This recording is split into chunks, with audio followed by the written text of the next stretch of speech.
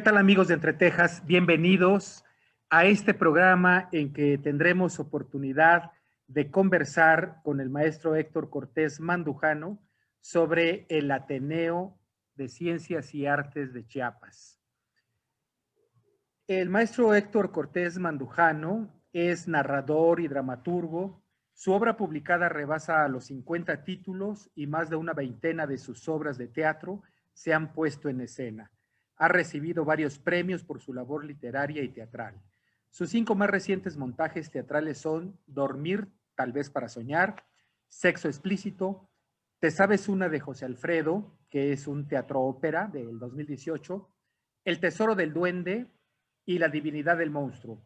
Sus publicaciones abarcan distintos géneros: biografía, Los versos y la sangre, vida y obra de Efraín Bartolomé, ensayo, mapaches, campos de maíz, campos de guerra.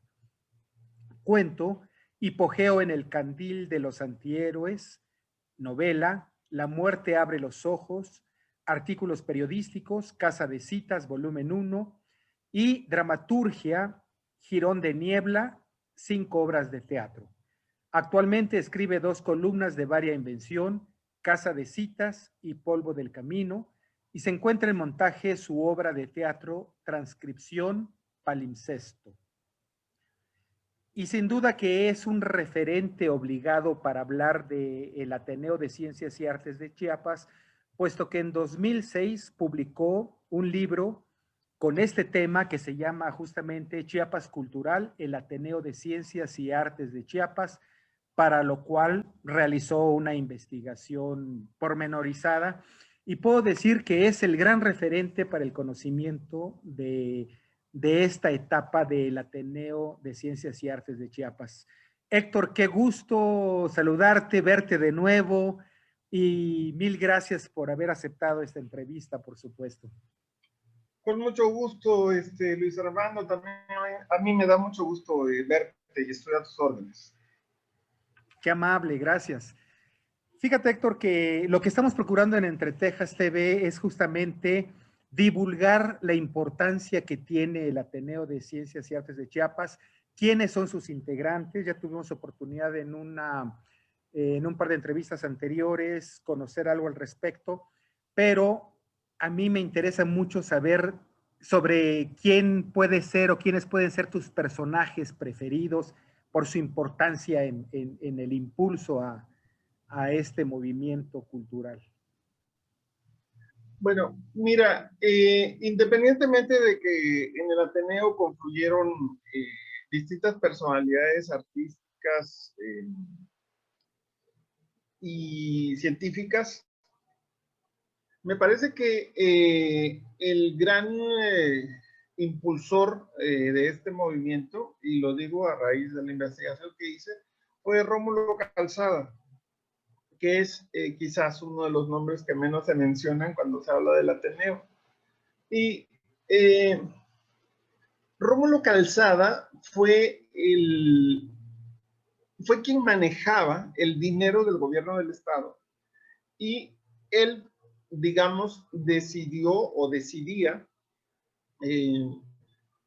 que muchos de esos dineros se destinaran a publicaciones, a exposiciones, a ballets, a teatro, y toda la enorme cobertura social que tuvo el Ateneo en sus distintas manifestaciones están ligadas a este hombre que era quien manejaba los recursos.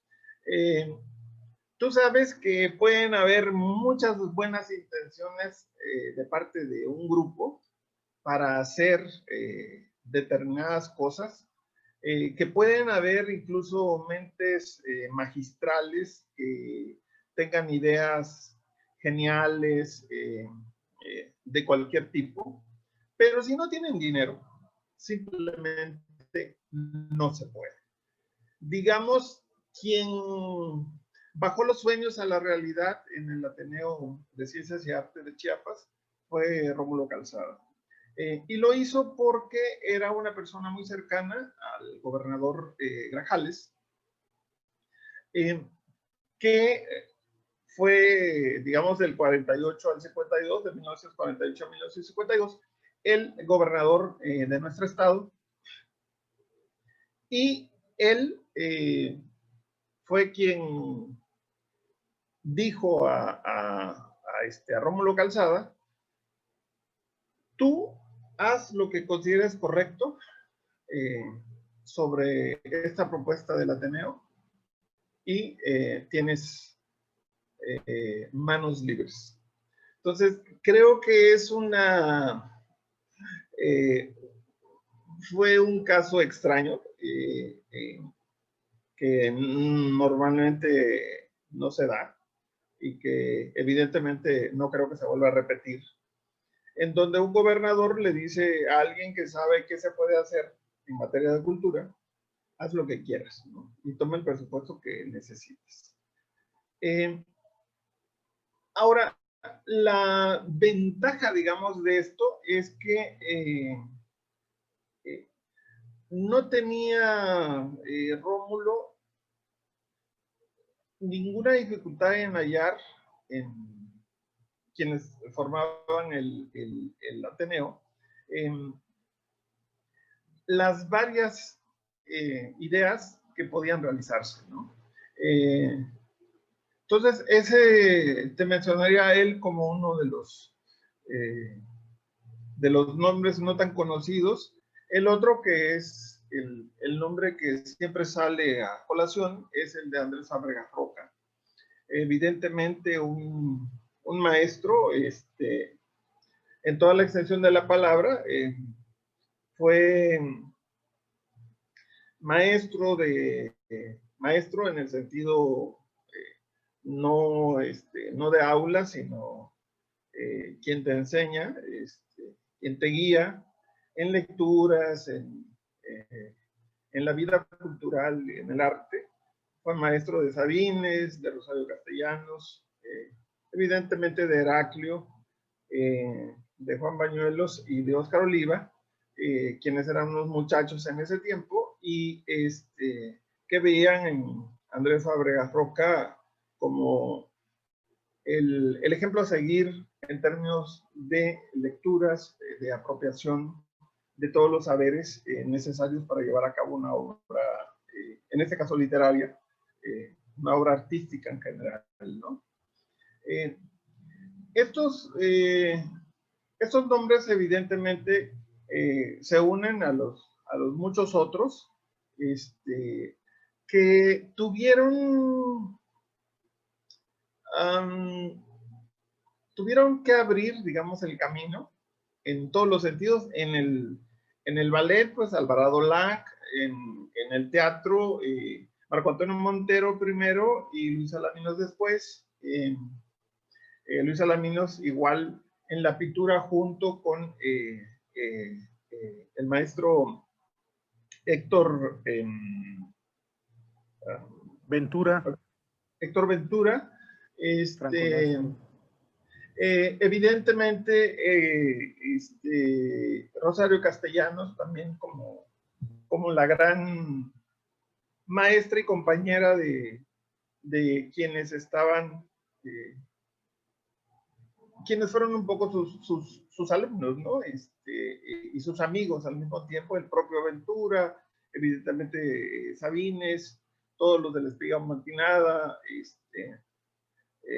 etcétera, ¿no? Pero también el Ateneo estaba ligado al indigenismo, estaba ligado, por ejemplo, también al feminismo, en el sentido de incorporar a sus filas a Rosario Castellanos como la única Atenea en el terreno del arte, o la primera gran Atenea en el terreno del arte, y concretamente de la literatura. Pero esta mentalidad abierta, inteligente, universalista de los ateneos estaba también ligada al conocimiento del medio, ¿no? No eran, como suelen serlo ahora, lamentablemente, personajes ajenos a la sociedad, ¿no? Eran parte de ella.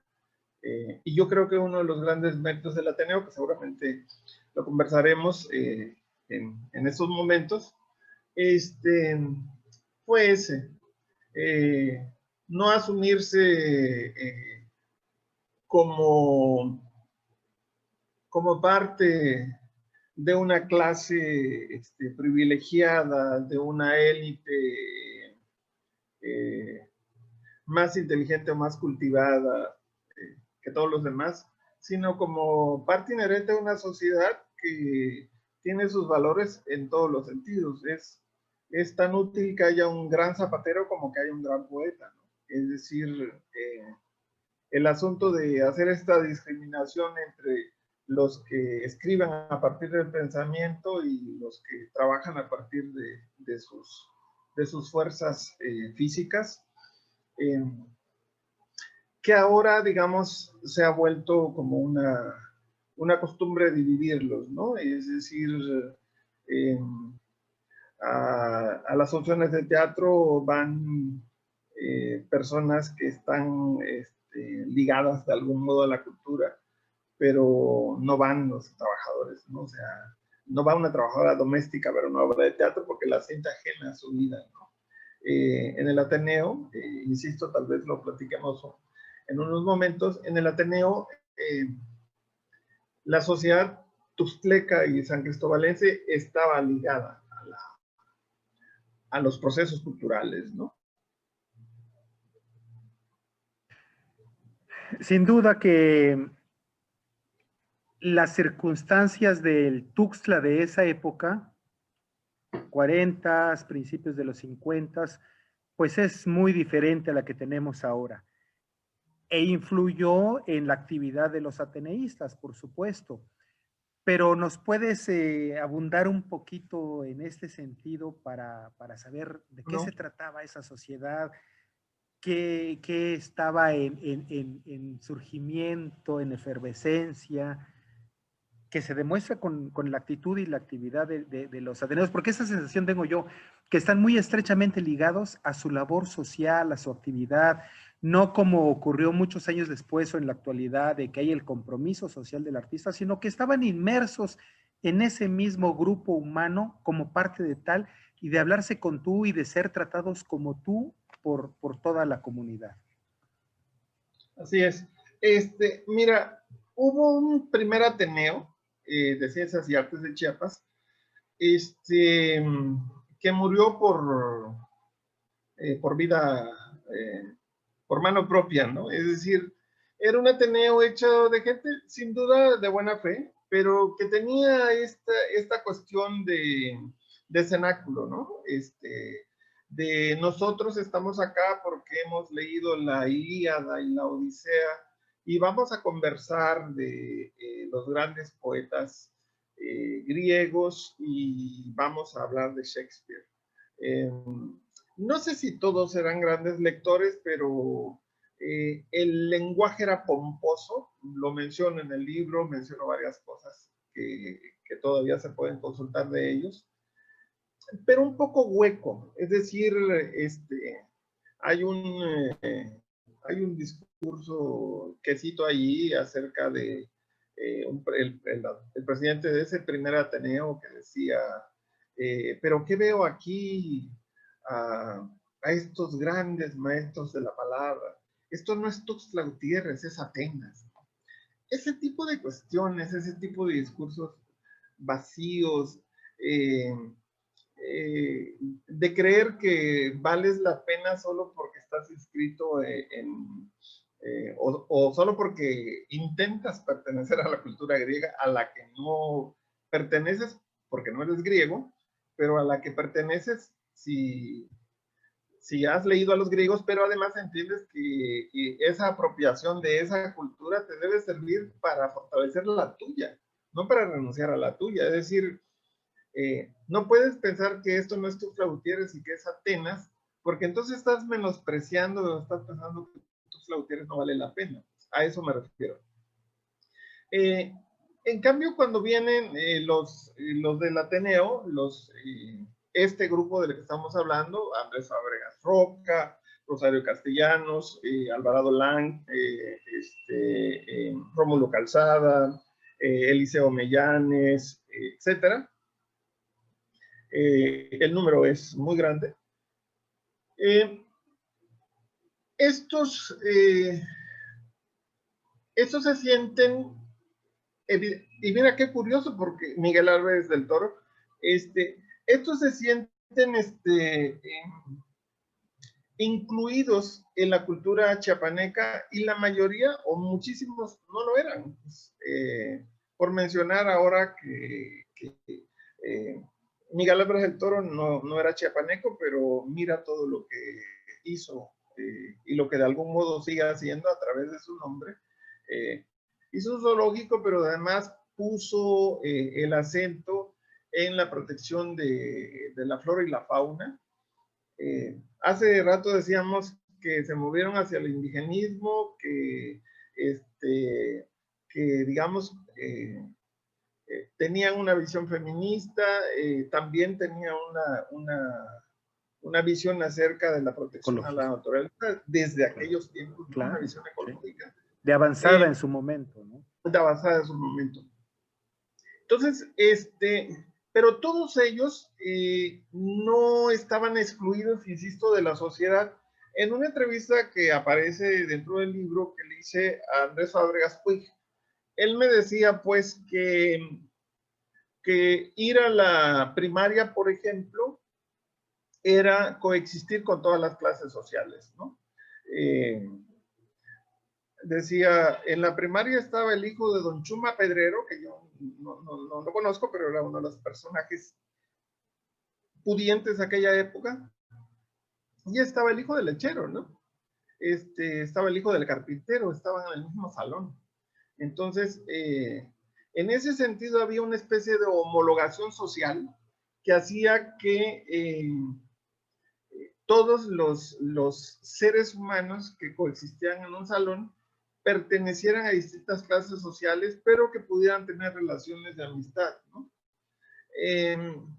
Algo que me comentaba Andrés, justamente en la entrevista que le hice, era que por eso también todas las presentaciones, por ejemplo, de libros, vino Juan Rulfo, ¿no? A leer algunos de sus cuentos y a dar una charla.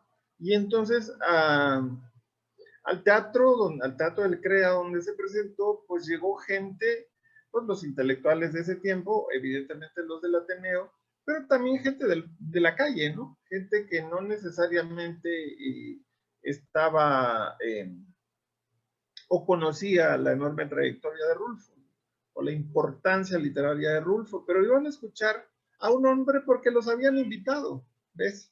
O sea, es como si ahora hiciéramos en Comitán o en Tuxtla un evento y le llevaras su invitación a tu carpintero, al señor que trabaja contigo en carpintería, a la señora que tal vez limpia la casa, etcétera, y que los fueras a invitar porque quieres que vayan a ver una obra de teatro, ¿no? Digamos, este nivel de interacción social era muy común, y entonces dice Andrés, cito su idea, así como tú ibas a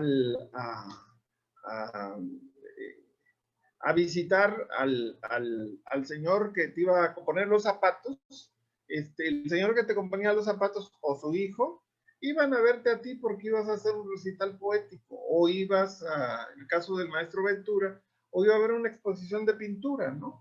O sea, nadie se sentía excluido, no eran el ustedes y nosotros, que es ahora, ¿no? Y esto me parece que con los años se ha agudizado mucho más, ¿no? Creo que las instancias de gobierno han hecho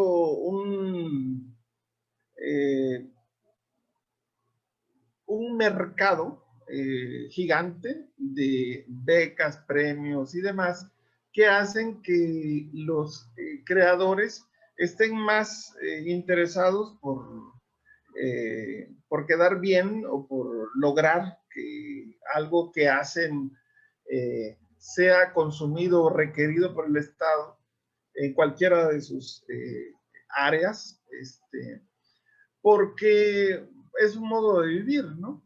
Pero no tiene ningún interés en el público, como lo llamo yo, ¿no?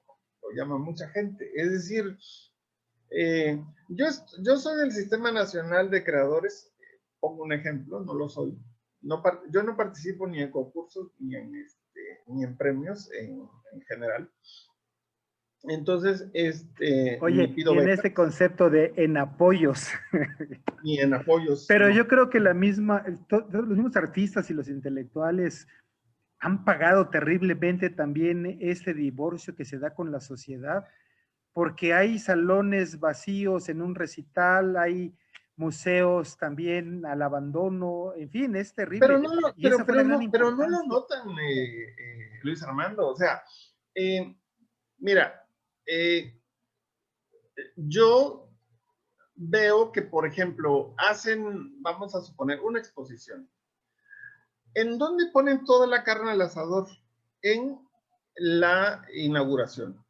En la inauguración mandan tarjetas de invitación, hablan por teléfono, checan que vaya a llegar el medio mundo que les interesa, tal vez un diputado o dos, un funcionario, no sé quién y no sé cuántos, y toman la foto.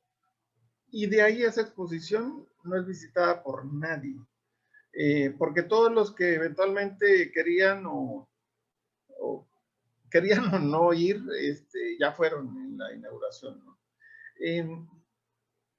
Ahora, si estás financiado por el Estado, ni siquiera eso es importante. Es decir, yo he escuchado en varias ocasiones, lamentablemente, de creadores que dicen, bueno, a mí me pagan, ¿no? O sea, a mí me pagan mi beca y yo entrego mis informes, yo entrego mi trabajo, y si lo dan a conocer es un asunto de la instancia. O sea, mientras me paguen, no pasa nada, ¿no? Ahora, si eres miembro de los sistemas estos, todavía te importa menos el público, porque no te pagan porque tengas o no público, ¿no? Te pagan porque cumplas con las entregas que están acordadas, digamos, en lo que, en tu proyecto sobre el cual te premiaron, ¿no? Entonces, esto esto no tenía importancia, me parece a mí, y lo digo por todo lo que investigué, en el Ateneo de Ciencias y Artes de Chiapas. O sea, en realidad era un movimiento que tenía que ver, que estaba ligado estructuralmente, totalmente a la sociedad en la que se estaba haciendo, pues. Hay una entrevista también de Linda Esquinca, por ejemplo, que ella dice, yo me acuerdo que iba por el parque, ella era una niña, una jovencita en ese tiempo, y se iba por el parque y yo veía que había una exposición y entraba a la exposición y en la exposición habían señoras con su bolsa del mercado, había el señor bien vestido, etcétera, ¿no? O sea, pero era como una cuestión, eh, digamos, absolutamente abierta, porque ni siquiera era como, eh, no era la casa museo, ¿no? En donde ya de entrada el título te impone una especie de restricción, ¿no? En donde tal vez tienes que firmar la entrada, no sé, hacer esas cosas. Era algo mucho más abierto. Evidentemente estamos hablando de un Chiapas que tal vez ya no existe en esa noción, ¿no? En esa interacción social. A veces es incluso complicado que tú tengas como relaciones con gente que hace más o menos lo mismo que tú, ¿no? Es decir, yo tengo varios amigos escritores, pero no siempre los veo, no siempre convivo con ellos, porque cada uno de nosotros está en... Y en aquel tiempo era más fácil, pues era de... Oye, Bueno, tenían hasta su cantina, ¿no? recuerdo eso, justamente cuéntanos, la cantina del papá del maestro Óscar Oliva, que era el centro de reunión por antonomasia, ¿no? Sí, el Ateneíto le llamaban, ¿no? Porque la mayoría de los que iban a ese lugar eran del Ateneo, ¿no? Y conversaban pues cosas que tenían que ver con la pintura, con la literatura y todo, pero no desde el podium, ¿no?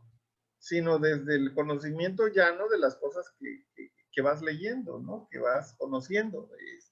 Era como una especie de compartir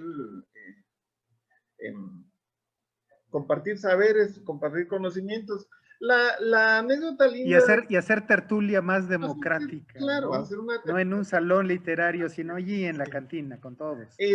Bueno, y ahora que dices tertulia, ahorita regresamos a la cantina, la dejamos un ratito, pero yo hice un trabajo de investigación también que lamentablemente, que era para la radio, que lamentablemente, bueno, lamentablemente el trabajo ya no se pudo concluir ni se dio a conocer tanto porque fue en el 94. Es decir, ya no pudimos ir a varios municipios, etcétera, pero yo me acuerdo que platiqué con mucha gente de los pueblos y ellos hablaban de las tertulias. Es decir, eh, se reunían en la casa de una persona en donde quizás había un piano o una guitarra y entonces era como un divertimento oculto, si quieres. Es decir, había quien tocaba la guitarra y cantaba, y había quien se sabía un poema, y había quien hacía un bailable, y había quien... Y entonces se reunían para eso, para regalarse, digamos, ese conocimiento artístico a partir de una integración que ni siquiera estaba pensada como un grupo cultural o como un grupo de artistas o de intelectuales. Era nada más compartir esto que tenía que ver con el arte, que en cada pueblo, porque yo fui a varios pueblitos fronterizos y platicaba sobre eso específicamente con gente mayor y la mayoría me hablaba. Claro, nosotros teníamos una tertulia y me contaban cómo la desarrollaban, qué es esto que te estoy diciendo, ¿no? O sea, eh, se leían un par de páginas de una novela, se declamaba los clásicos, se cantaba una canción operística, se hacía una especie de danza, etcétera, ¿no? Era hasta donde llegaba el nivel de los participantes, pero no era como presunción, ¿viste? Era como para compartir, ¿no? Sí, la Bueno, expresión artística de cada uno de ellos, así es, sí. sus artes. Eso ya no se hace. No. Ya no se hace desde hace mucho, yo creo. Esto, digamos, en el entronque social estaba. Es decir, y quien llegaba a cantar, si el que tenía la voz era un albañil, pues ese era el albañil el que cantaba, pues, ¿no? No se le pedían prendas doctorales para Doctorado, ejercer sí. el arte, ¿no? Sí. Entonces, Medallas académicas. medallas académicas. Entonces, regresando a la cantina, una de las anécdotas maravillosas que me cuenta el maestro Óscar Oliva en la entrevista que le hice para el libro, es que su abuelo, Lindo Oliva, dice que siempre estaba en la hamaca y llegaban a conversar con él, porque se sabía el Quijote de memoria. Lo había leído 300 veces, o sea, lo leía, terminaba de leerlo y lo volvía a leer, ¿no? Y entonces le decían, bueno, ¿y usted ha leído otro libro? Y él decía, ¿y para qué? Con ese basta. Entonces se sabía a la perfección el Quijote, ¿no? Pero, digamos, su trabajo, él no tenía un trabajo intelectual, pues era un trabajador manual, ¿no? Me parece que tenía un patash de mulas y hacía eh, viajes de una comunidad a otra, vendía cosas, pero era un lector del Quijote. Eh, Ahora el Quijote no lo leen ni los escritores, ¿no? Me refiero a algunos escritores de Chiapas. Es decir, a eso me refería. No había la presunción de las prendas académicas, de los logros doctorales, etcétera, sino había el conocimiento real de varios saberes que se conjugaban, pero no volvían pedante a la persona que conocía, digamos. Claro, era una actitud más democrática de la cultura, de la promotoría cultural y todo eso. Héctor, hay un personaje que, bueno, también hay que mencionarlo, a propósito de un poquito de tu expresión sarcástica hace rato de que van los diputados y los políticos a las inauguraciones, ¿no? Pero bueno, está el lado excepcional de un gobernador como el gobernador Francisco José Grajales, que impulsa este movimiento del Ateneo. Él es un militar, no es el generalote al estilo de los productos de la revolución, sino que, bueno, fue un agregado cultural en varios países europeos, refinado, con gusto por el arte, por supuesto. Eligió muy bien como su gente de apoyo a Rómulo Calzada. Se dio un binomio ahí muy interesante para apoyar al Ateneo de Ciencias y Artes. Pero hay un antecedente, alguna vez te lo escuché, de lo que ocurrió para aglutinar estas voluntades del Ateneo y que tiene que ver con la llegada no tan fácil, digo, con todo el apoyo del centro, pero no tan fácil para el general Grajales, que no debe ser sencillo, que tuvo durante la época de las campaña electoral a un personaje, López. Álvaro López, sí. Álvaro López, que es también otro personaje que no se menciona muchas veces, gran personaje, pero creo que tú conoces muy bien este tema. Cuéntanos de eso, que me parece sensacional. Bueno, el asunto es que en ese tiempo, como siguió haciéndose durante muchos años, y quién sabe si no se sigue haciendo, yo te puedo decir que sí, yo te puedo decir que sí, por supuesto, sí. O sea. Y quién sabe si no se seguirá haciendo.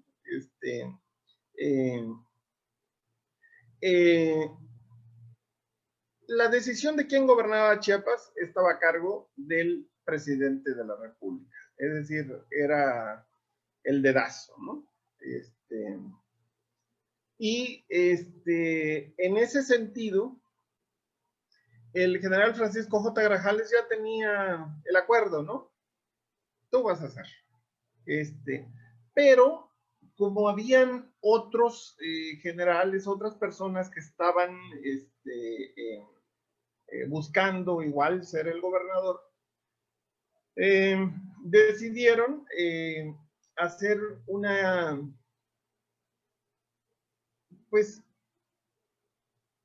especie de burla, porque lo que hicieron fue, bueno, vamos a pedirles a todos los que quieran ser gobernadores del estado que se inscriban y vamos a ver en términos de popularidad quién gana estas elecciones internas. Como las consultas, como las consultas actuales. Popular, sí, como las siguen. Sí, sigue, eso sigue, tal cual, ¿no? Entonces, después de estas consultas, el que sea más popular, pues va a ser el candidato del partido, ¿no? este partido que después se convirtió en el PRI, ¿no? Que no se llamaba así en ese momento. Entonces, se inscribieron y evidentemente se dijo que quien reunía todas las características de popularidad y demás era el general Francisco J. Grajales. Y entonces los otros señores quemaron hasta sus credenciales, ¿no? De enojo y todo, pero nadie contaba con que se iba a inscribir un último candidato, que fue Álvaro López. Álvaro López era marimbero, era parte de un grupo que fue muy famoso en ese tiempo, los hermanos Gómez. Era maestro de marimba en el ICACH. Y obviamente era un hombre al que le encantaba tomar bebidas espirituosas.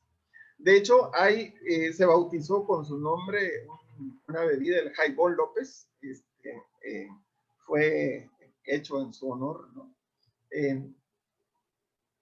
Entonces, este hombre, impulsado por un grupo de amigos que estaban ligados a la cultura y que obviamente estaban, igual que toda la población, yo creo, la mayoría de la población molesta por esta suerte de atole con el dedo, ¿no? El candidato que ustedes quieren es general, ¿no? Y aunque no lo quisieran, ¿no? Pues en las urnas de esa consulta resultaba que él era el ganador. Es decir, y en realidad era una decisión del presidente. Entonces Álvaro López empieza a jugar con las mismas cartas, ¿no? De modo que cuando toma posesión como candidato, Francisco J. Grajales entra de donde es ahora la Diana Cazadora hacia el parque, montado en corceles briosos, ¿no? Él, junto con los que iban a ser parte de su equipo, ¿no? Unos caballos preciosos y ellos jinetes muy bien hechos, muy bien plantados, muy bien vestidos. Hicieron en la cabalgata, digamos, de la entrada de Tuxtla al Parque Central, ¿no? Entonces, Álvaro López un día después hace lo mismo, pero montado en burro, ¿no? Que ese fue como el gran acto magistral que dio pie a su candidatura. Entró montado en burro y junto con él muchos más se montaron en burro y fueron caminando, hacia el Parque Central. Como era algo inaudito, se estaban burlando del general, se estaban burlando del poder, de la decisión de la decisión centralista, etcétera. Pues los alumnos se unieron a la caravana y iban corriendo ahí entre los burros y echándole vivas al candidato. Las locatarias también, la gente del mercado, etcétera. Y cuando llegó al Parque Central, había multitudes escuchando a este candidato, ¿no? ¿Y qué prometía el candidato? Decía que de lunes a sábado iba a salir, en lugar de agua potable por las llaves, iba a salir pozol blanco y los domingos pozol de cacao. Que iba a traer un brazo del mar a Terán, porque aquí era injusto que aquí no hubiera mar, ¿no? Que para Oye, los que no es tan diferente a las promesas de los políticos tradicionales, claro, ¿no? O sea, claro. Nada más que él se inventa, estaba pero con un burlando. sarcasmo tremendo, Sí, claro, y algo más claro, al gusto popular. Claro, los actuales lo hacen desde la mentira, ¿no? Él lo hacía burlándose justamente de ello, ¿no? Que las albercas del Palacio de Gobierno iban a tener trago para quien quisiera llegar a tomar y servirse lo que quisiera, ¿no? Etcétera. Entonces, en el Nido del Águila, que era su casa de campaña, habían 3 horarios, pues el horario de la mañana para los que estuvieran crudos y quisieran llegar a curarse, el de la tarde para los que trabajaran y llegaran y quisieran estar ahí. Y y el de la noche, ¿no? Para los que quisieran seguir de largo. Oye, de haber, Entonces, Héctor, de haber sido mi caso, yo sí hubiera votado por él, por supuesto, porque sí, no, claro, por pero, supuesto. Por lo pero que imagina, implica de sarcasmo, de claro, claro. Entonces, trastocar mira, la realidad. así es. Entonces, eh, este hombre estaba cobijado incluso por los periódicos, pues señalamos de manera muy clara el Es Diario Popular, que ya se había fundado, que lo había formado Gervasio Grajales, y él era uno de los impulsores de la candidatura de Álvaro López. Entonces, en el periódico salían todas lo que hacía de campaña Álvaro, ¿no? Eh, el hijo predilecto de Juy Juy, le decía porque así se llama el barrio de Tuxtla, de donde él era originario. Entonces, el chiste es que le tomaban, decían, la doña va a votar por Álvaro López. Y tenían una foto de una mujer de lentes negros y todo, que era una prostituta que había llegado a ver a Álvaro López, ¿no?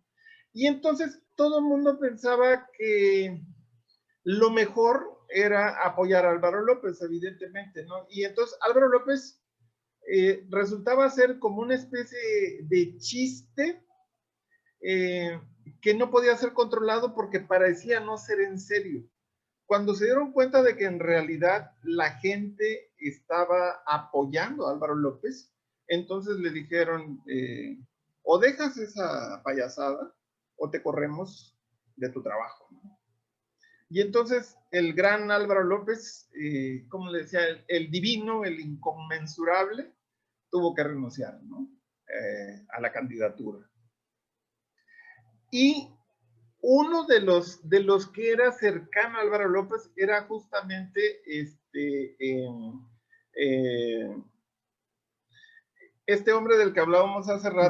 Rómulo Calzada. Eh, Rómulo Calzada, entonces, fíjate, por eso decíamos de la sensibilidad del general Grajales, llama a Rómulo Calzada y le dice, a ver, Rómulo, ¿qué quieren todos tus amigos? Todos los que apoyan a Álvaro López. O sea, ¿qué quieren hacer? Bueno, lo que quieren es que haya cultura en el Estado, que se impulse las artes plásticas, la literatura, etcétera. Y entonces,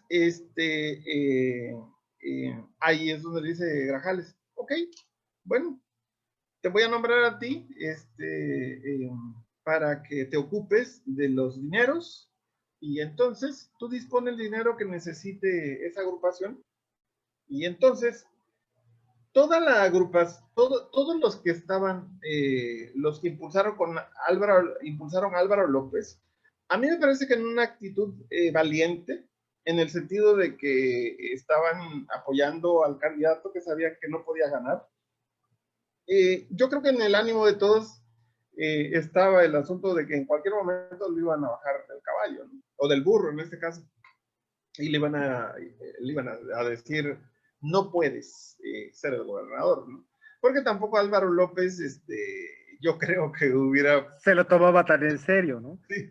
Oye, pero una burla de ese tamaño en un momento tan autoritario del gobierno, ante el ejército, ante un general, ante las fuerzas quizá plutocráticas de la época, no era un juego, sabía que se estaban Claro, jugando el no era un pellejo, juego, ¿no? pero sabes que Y por la fuerza que yo creo que el el humor. gran cobijo que tenía Álvaro López es que detrás de él estaban toda la clase intelectual de Chiapas, digamos, por lo menos la gran mayoría, ¿no? Estaban todos ellos. Oye, ¿crees que si se intentara de nuevo, podría haber una apertura gubernamental o un mejor representante del gobierno en nuestro estado?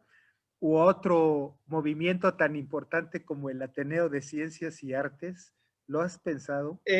Mira, yo pienso que en general la clase intelectual y artística del Estado está Cooptada y fragmentada. cooptada absolutamente por el poder, ¿no? Es decir, yo Y con el temor de que le digan, te vamos a correr de la chamba. claro, yo pienso que ni las universidades han tienen como esta, porque no están relacionadas, libertad para expresar. no están relacionadas con la sociedad, ¿no? O sea, tú ves un maestro de la universidad, el que sea, el que me menciones, lo más seguro es que se lleve con otros maestros y que haga los proyectos que tenga que hacer para ganar puntos y que le paguen más, etcétera. Pero no creo que esté impulsando proyectos populares, ¿no? No creo. Mira, y no creo porque no hay quien haga esa chamba. Yo, ¿Quién aglutina estas voluntades? claro, sí. Hace tiempo, con un grupo de teatro que hacía un encuentro internacional de teatro, y al que el gobierno del estado decidió no darle dinero y la universidad tampoco. Entonces a mí se me ocurrió y les dije a ellos, ¿por qué no le pedimos a amigos que tienen lana que cooperen? Yo lo que hice fue mandar cartas, 20 cartas, y les pedí a amigos, a gente que yo conozco, que aportaran 500 pesos mensuales, 6,000 al año, que lo podían dar 500 al mes o los 6,000 si querían, etcétera.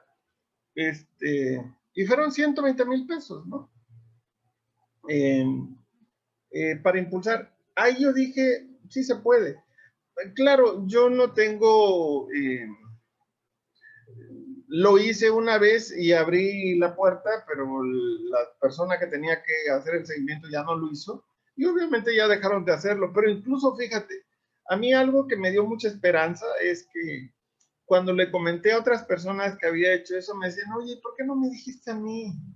A mí me hubiera gustado, o sea, dice, yo no voy a las funciones de teatro, pero no quiero que desaparezcan, ¿no? Entonces, o sea, si tengo Claro que que ese cooperar, es el riesgo, que pero, sí, desaparezca en realidad, claro. claro. Sí, y que desaparezcan y a todo el mundo le dé exactamente lo mismo. Ahora, tú puedes ver en general los universitarios, yo no quiero hablar mal de ellos, yo fui parte en algún momento, yo dejé las universidades porque no me interesan, pero o sea, se mueven cuando van a cambiar al rector o al secretario de no sé qué, al del sindicato y demás. Pero, no sé, igual estoy equivocado, pero generalmente no veo la presencia de universitarios en los proyectos sociales, ¿no? Tampoco soy un conocedor de eso. Pero en el caso del Ateneo era evidente, estaban dentro de la sociedad, interactuaban Sí, sí. como parte de ella. Y el ejemplo tal vez más claro es el asunto de Álvaro López. Pues pudieron haberse ido y vender cara su adición, digamos, al gobernador, pero fue el contrario, fue el gobernador que, Tuvo bueno, que estamos hablando de atraerlos y una allí vino persona este grupo sensible que con dijo, Rómulo bueno, a Calzada. ver, Perdón, te interrumpí hace rato, te sí, distraje, pero sí. por allí ibas No, pero exactamente. sí fue el gobernador quien dice, a ver, entonces vénganse ustedes y díganme qué quiere y yo los apoyo, ¿no? Eh, eh, en ese sentido, pues, yo, evidentemente se convirtieron en intelectuales orgánicos, ¿no? Es decir, era el gobierno del Estado el que promovió todo el enorme cúmulo de cosas que se dieron en ese momento, el Ballet Bonampak, el Jardín Botánico, el Zoológico, las líneas editoriales donde publicó por primera vez Rosario Castellanos, etcétera, ¿no? El Nacimiento del Mundo lo publicó dentro de él. Impulsaron el premio Chiapas, que también se lo dieron entre ellos siempre, hasta que desapareció el Ateneo. Y de hecho, el premio Chiapas se daba, uno de los requisitos era que te propusiera el Ateneo. Eran tan orgánicos como eso, ¿no?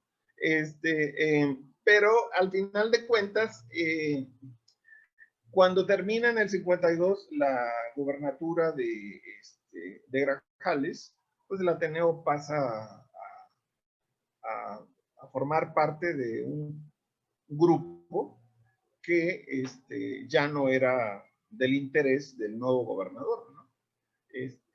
Y obviamente quedaron ahí chispazos, casi todos se refugiaron en la revista ICACH, que la revista ICACH ha sido, creo que ya desapareció, pero lo más seguro es que en algún momento reviva. Pero tal vez es una de las revistas más longevas de nuestro estado y ha tenido... Con sus consabidas intermitencias, por supuesto. Sí, Bueno. pero ha tenido épocas brillantes, hay cosas muy, muy interesantes en la revista, porque ahí se fueron la mayoría de los integrantes del Ateneo con el nuevo gobierno, ¿no? Es decir, en este país, en este estado donde se inventa el agua tibia cada 6 años, ¿no? Con mejor y peor fortuna, pues ellos simplemente siguieron haciendo algunas cosas, pero ya sin ese impulso. Y es como decíamos ahora, hace rato, ¿no? Es decir, tienes que tener claro que sí se pueden hacer cosas al margen del gobierno y fuera de cualquier instancia, pero te van a costar un poco más, ¿no? No van a ser tan fáciles, pero a mí particularmente me gustan mucho más, ¿no? Me parece que... Estar fuera. Sí, me parece, estar fuera me parece Del una presupuesto, maravilla. sí. De presupuesto. Ya es muy deshonroso estar dentro, sin duda, Sí, Héctor. En sí, me eso parece. coincidimos. Pero al final de cuentas, el problema sigue siendo el mismo. Yo creo que después del Ateneo y como se fueron cambiando las circunstancias en nuestras ciudades y en nuestro estado, finalmente los artistas se fueron alejando de la sociedad y ahora, fuera del club de elogios mutuos, fuera de las cuestiones que están ligadas a con quién te llevas, qué padrino político tienes, etcétera, se van consiguiendo cosas que no siempre son meritorias, ¿no? Porque no están ligadas a, a un reconocimiento de la calidad, sino de las relaciones, ¿no? No siempre, por supuesto, pero digamos, en términos generales, esto es lo que ocurre. Y me parece también que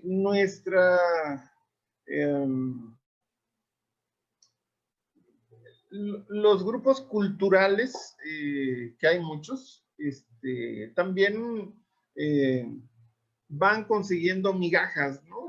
Que el poder les da para que vayan haciendo cosas que tampoco tienen mucha ambición, ¿no? Que es como seguir conservando cierto estatus, cierto privilegio, etcétera, ¿no? Pero bueno, eso es a lo que hemos llegado. Y yo creo que efectivamente el arte se ha divorciado cada vez más de la gente, ¿no?